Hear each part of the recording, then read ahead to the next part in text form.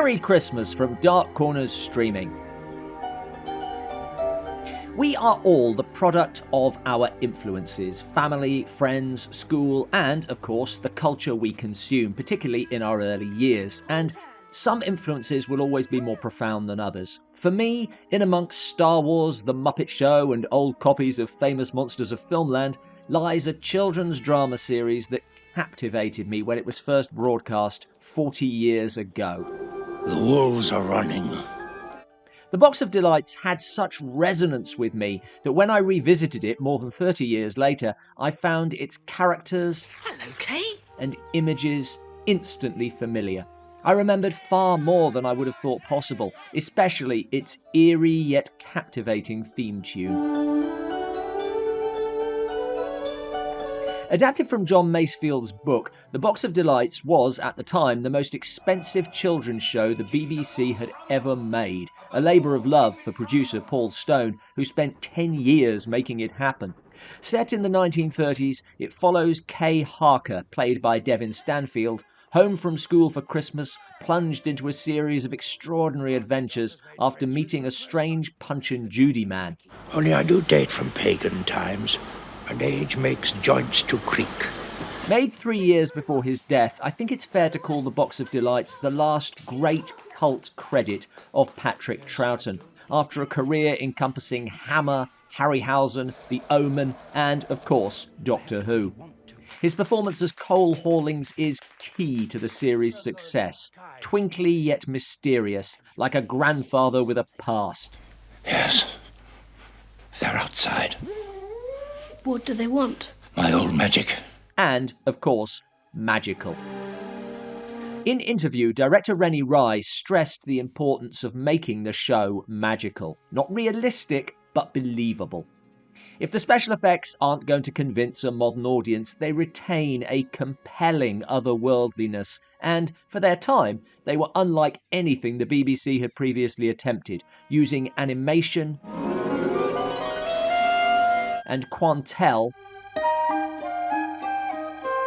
as well as makeup and costume. Where's Rat? To create a world of imps. What do you want with me now? Monsters. Appear!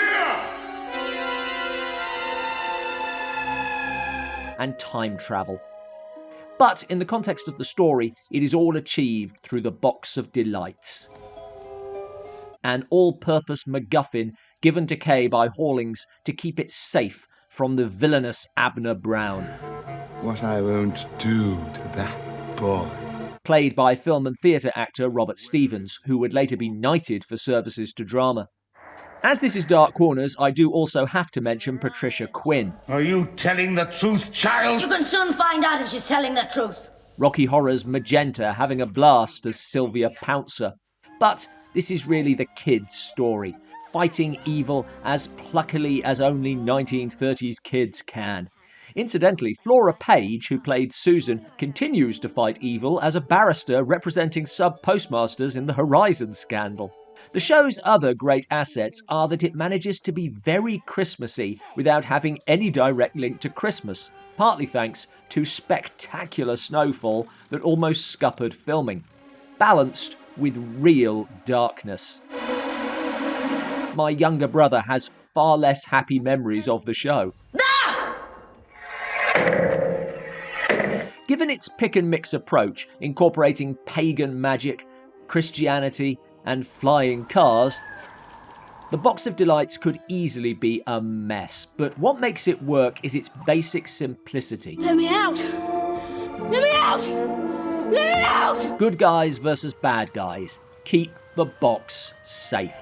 Will you keep it and see that they never get it?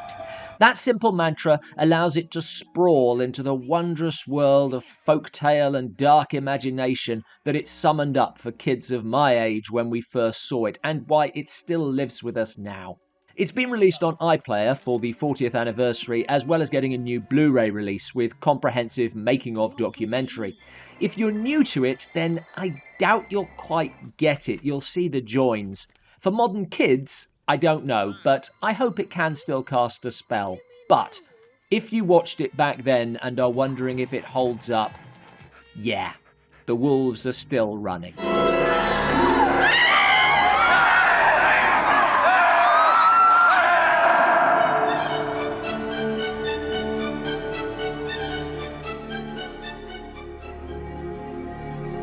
Thanks for watching. I'm sure the Box of Delights has affected much of my fiction writing today. What are the touchstone influences of your childhood?